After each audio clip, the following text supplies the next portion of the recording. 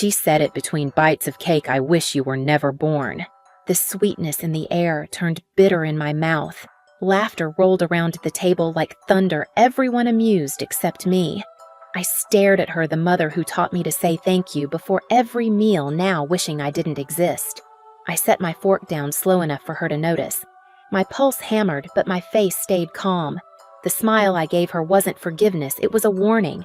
And when I finally spoke, just one line, even the ticking clock forgot how to move. My name is Catherine. I'm 32, a high school English teacher in Kansas City. On paper, my life is quiet, grading essays, packing leftovers for lunch, feeding the neighbor's cat when she's away. But in my family, quiet never meant peace. It meant invisible. I grew up in a house where love was a spotlight, and it never once turned my way. My mother's world revolved around my sisters, Jessica, the oldest, a born star who could do no wrong, and Amanda, the youngest, a creative spirit who needed extra care. I was the one in the middle, steady, predictable, too easy to overlook.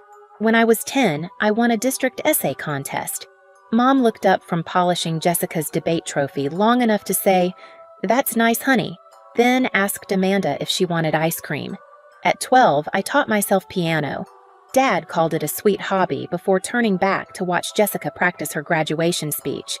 My small victories were footnotes in their bigger story. Every family photo proved it. Jessica in front, Amanda leaning on Mom and me, smiling just enough to fill the space beside Dad. If you looked closely, you could almost see the outline of someone fading.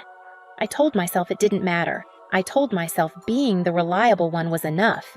Birthdays, holidays, graduations. I was there early, cleaning dishes before the party ended, refilling glasses before anyone asked.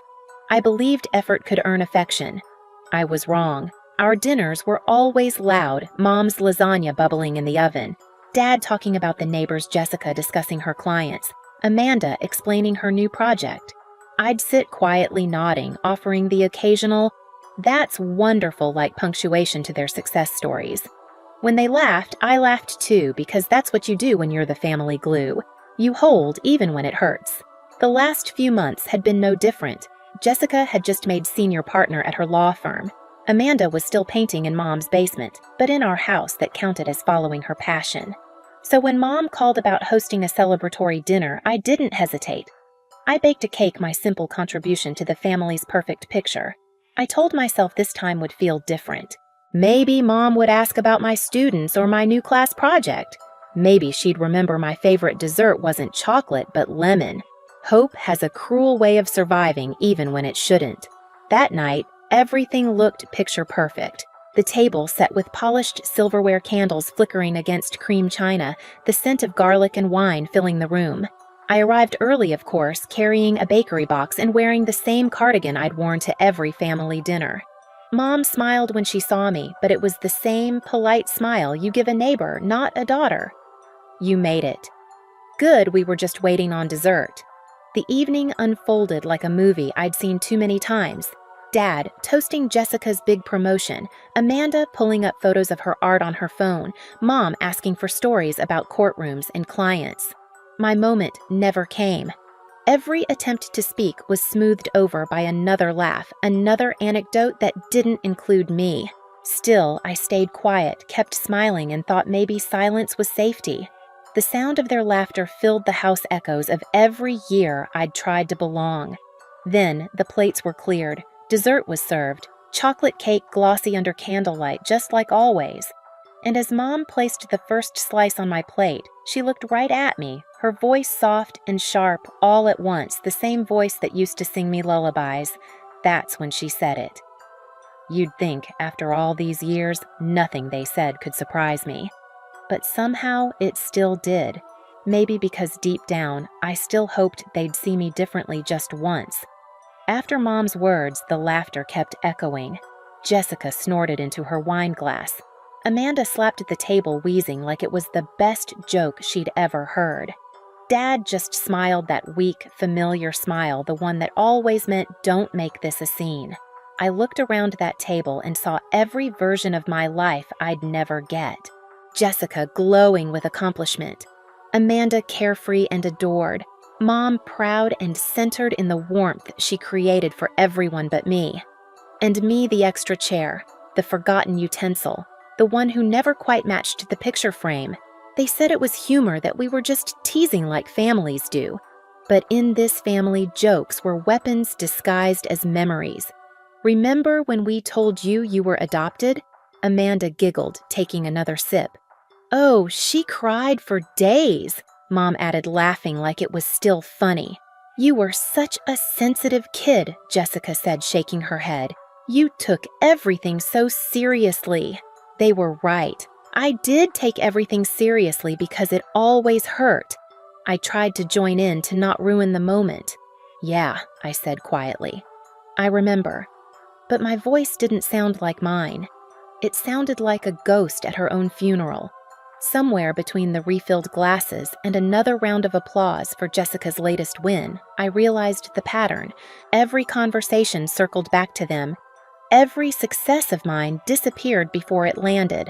I told them one of my students had just won a national writing award, a kid I'd mentored for months. Mom nodded absently. That's nice, honey. Then she turned to Jessica. Didn't one of your clients get featured in Forbes? The air left my lungs. It wasn't rage, not yet, just that familiar weight of invisibility pressing down. I forced a smile and reached for my water, pretending I didn't notice how my story got lost in theirs. When Amanda mentioned her art again, Mom's eyes lit up. You've always been so gifted, sweetheart. Your father and I are so proud. Dad raised his glass. To our girls. Plural, but never equal. I sat there, the third name in a toast that didn't include me. I was done pretending it didn't sting. As the night went on, the walls seemed to close in. The flicker of the candles, the scrape of silverware, all of it felt louder, heavier. Their laughter blurred into static. I thought about all the times I'd swallowed words to keep the peace, how I'd mistaken silence for strength. And then for the first time, I asked myself a question I'd never dared to before. If I stopped showing up, would they even notice? The thought didn't come with bitterness. It came with clarity, like a window cracking open in a room that had been locked for too long. Mom reached for my hand, still laughing from some joke Amanda made. You know we love you, right, sweetheart?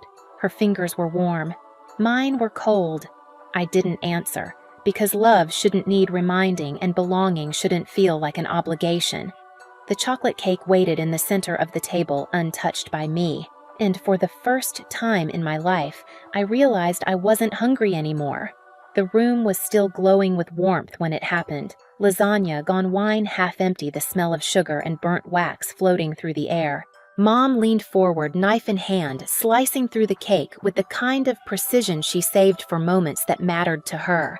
She was humming something old from the radio when she said it again, lighter this time, like a punchline she wanted everyone to remember. I wish you were never born. Laughter followed like a reflex. Forks clinked. Jessica covered her mouth.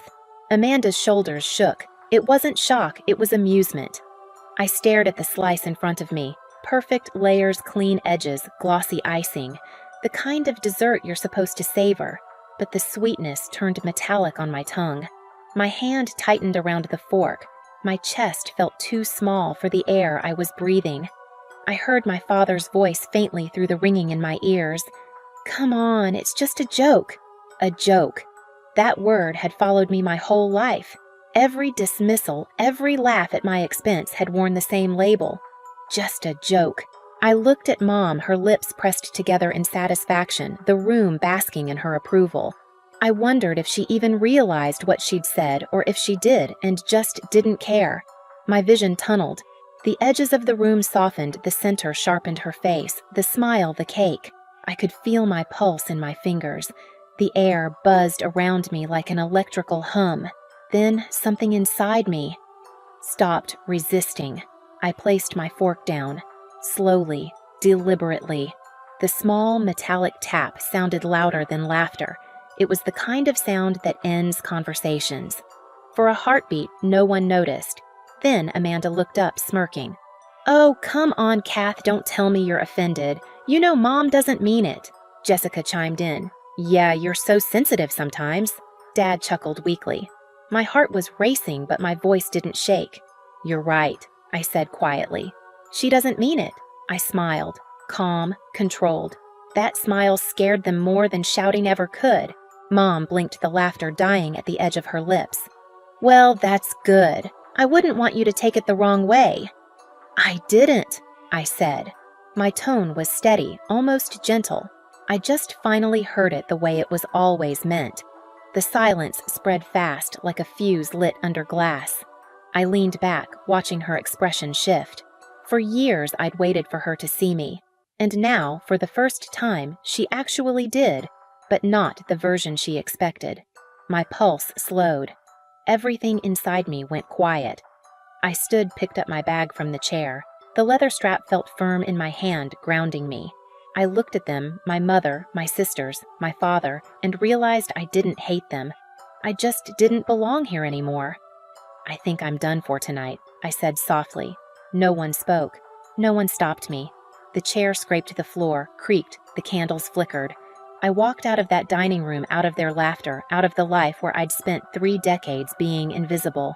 And behind me, as the door clicked shut, the room finally sounded the way it always should have, dead, silent. I didn't cry that night. Not a single tear. I went home, kicked off my shoes, and sat on the edge of my bed, staring at the stillness of my apartment. The same walls that once felt small suddenly felt like freedom. No voices, no laughter that cut like glass, no need to shrink myself to fit inside their comfort. I remember the clock ticking. 10:43 p.m. That's when I made the promise. I wasn't going to fight for a seat at their table anymore. I was going to build my own. I opened my laptop, hands still trembling. New tab. Teaching job, Seattle. The idea came like oxygen, far enough away that Mom couldn't just drop by, but close enough that it still felt like the same sky. I filled out 3 applications that night. By morning, I'd sent 10. Every click was a door closing behind me. Days turned into weeks. Calls started coming in first from recruiters, then from my family. Mom's voice on voicemail. Sweetheart, don't be dramatic. Call us back. Delete. Jessica's message. You overreacted. We were joking. Delete. Amanda's text. Mom's worried about you. Delete. For years, I'd been the one smoothing things over, calling back, making peace. But this time, silence was my answer. My absence was the conversation they never let me have. A month later, I accepted a position in Seattle. New school, new city, new start. The movers came on a Friday morning. As they packed the last box, I stood by the window, watching the autumn light pour in. For the first time in a long time, I didn't feel like background noise. I felt seen by myself. Seattle welcomed me with rain, the kind that smells like renewal. I found an apartment near the water, small but full of light. I bought a new desk, a cheap rug, and a plant I kept forgetting to water. Each object was mine, chosen, not inherited. At school, the first week was chaos in the best way. Kids with questions, laughter spilling down hallways, colleagues introducing themselves with warm smiles that didn't feel forced. My new principal, Mr. Reynolds, called me a steady light. I hadn't realized how much I needed to hear that. For the first time, I came home tired, but not empty. My students started trusting me. One of them even left a note on my desk. You make words feel safe. I kept it folded in my wallet. Back in Kansas City, my absence grew louder. An old neighbor mentioned that Jessica and Amanda had stopped speaking. Thanksgiving plans were complicated. Without me mediating, they finally had to face each other. Without the glue, everything cracked. I didn't need to gloat. My revenge wasn't rage, it was peace. The kind of peace they'd never find sitting around that table. Every time my phone buzzed with an unknown number, I knew it was them. Sometimes I'd let it ring just to feel the power of choice. Silence had become my language. One evening, as rain tapped against the windows, I made tea, the same kind Mom used to brew at holidays. I took a sip, half expecting the bitterness of memory. Instead, it tasted warm, alive. My chest didn't tighten this time. I realized then that I hadn't disappeared. I'd finally appeared in my own life. And the irony, by wishing me gone, my mother gave me exactly what I needed, the freedom to exist without her permission. I closed my eyes, listening to the rain and the hum of the city below. No laughter, no noise, just peace and the quiet satisfaction of knowing that my silence had become their undoing. Years passed, soft and steady like the rhythm of rain on my Seattle window. Sometimes I'd catch myself wondering if they still sat around that table, the same one where I disappeared. I imagined Mom slicing into another perfect cake, but no one laughing quite the same way. Silence has a way of haunting a room once it learns your name. They reached out less over time. First came the letters Mom's handwriting trembling across the page. We didn't mean it that way. Then the photos stopped arriving at Christmas. By the third year, the calls slowed to nothing but static. And yet, I wasn't angry anymore. I'd stopped keeping score the day I learned peace doesn't need an audience. My life had grown quietly full. The students I taught made me laugh. My coworkers became friends who saw me not what I could fix for them. And then there was David, a man I met in a bookstore on a rainy Tuesday. He didn't ask about my family. He asked about my favorite author. We talked for hours, and somewhere between coffee refills and paperbacks, I realized I was happy. When we married, it was a small ceremony at a park overlooking the water. No family drama, no pretense, just music, laughter, and a soft wind carrying away everything I used to chase. A few years later, when our daughter was born, I named her Hope. She'll never have to earn her place at any table.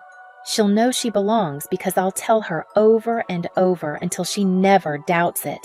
Sometimes, when the house is quiet and she's asleep, I think about that night. Mom's voice, the laughter, the silence that followed. That silence used to feel like a punishment. Now it feels like peace. The night my mother wished I'd never been born was the night I finally started living. If you've ever had to walk away to find peace, you already know silence isn't the absence of love. It's what happens when you finally love yourself enough to stop begging for noise. When people ask if I ever made peace with my family, I tell them this peace isn't something you wait for, it's something you build. I never went back to that dining room, but sometimes I still dream of it, the clink of silverware, the smell of garlic bread, the sound of my own heartbeat trying to stay quiet. In those dreams, I don't see their faces anymore, just the empty chairs, and the silence that fills the room long after I've walked away. Seattle became home. My classroom, my refuge, my daughter, my proof that love can begin in the ruins of what came before. Every time she runs into my arms laughing, I think about that night, the one that was supposed to erase me, and I realize it didn't. It rewrote me, because sometimes the cruelest wish becomes the greatest gift. Mom wished I was never born, and in a way, she got her wish. The version of me they once knew, the one who begged to be seen, no longer exists. But the woman who replaced her. She was born that night over dessert. So, if you've ever been told you don't belong, that you're too much or not enough, listen to me. You can leave the table. You can build your own. And when you do, you'll find that silence doesn't mean loss. It means you finally have the space to hear your own voice. If this story found you tonight, drop your city in the comments and tell me, have you ever had to walk away from someone you love just to love yourself? Your story might be the one someone else needs to hear. And if you believe that peace can be its own kind of revenge, subscribe for more stories like this one.